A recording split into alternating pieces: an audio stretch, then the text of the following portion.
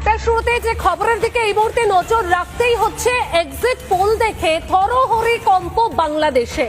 বাংলাতে বিজেপি এলে বিপদ বাংলাদেশের, আগাম বিপদের আজ বাংলাদেশের তড়িঘড়ি পাল্টা কৌশলের চেষ্টা বাংলাদেশের।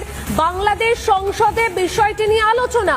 বঙ্গে বিজেপি এলে অনুপ্রবেশকারীদের পুশব্যাক, আতঙ্কে আলোচনা বাংলাদেশ সংসদে।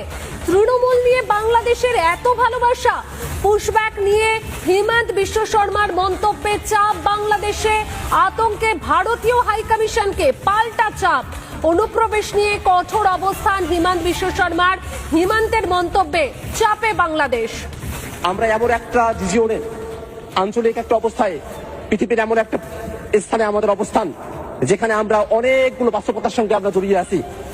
এই বাংলাদেশে শরণার্থীদের ঢল নামানো হতে পারে, সেই ধরনের চক্রান্ত আশেপাশে চলছে। মাননীয় স্পিকার, বিভিন্ন জায়গায় রোহিঙ্গারা অলরেডি চলে এসেছে। আবার আমাদের প্রতিবেশী দেশ থেকে আবার যে মুসলমানদেরকে বের করে দিয়ে আমাদের দেশে শরণার্থী হিসেবে ঢল নামানো হবে না, তার কোনো গ্যারান্টি নেই মাননীয় স্পিকার।